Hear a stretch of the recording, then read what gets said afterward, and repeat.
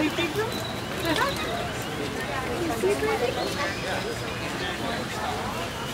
That's a close to you there?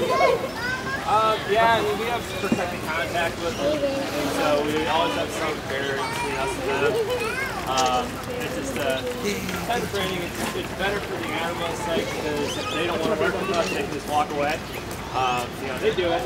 But usually with these girls, they're very food motivated.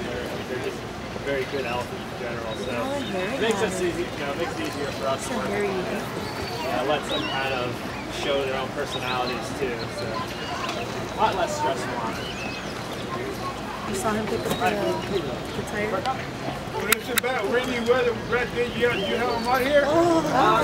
Usually it depends if it's, you know, if you get to a certain point where it's too cold, then they'll be in the barn. The barn's all heated, it's all warm. Yeah. You know, it's all comfy. Yeah, most of the time, though, you know, being south of Texas, it's pretty good weather, so we can have that most of the year.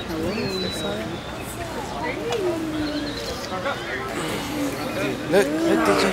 Look at the elephant. Oh. Steady. Steady. Oh my God. All right. That is cute, right?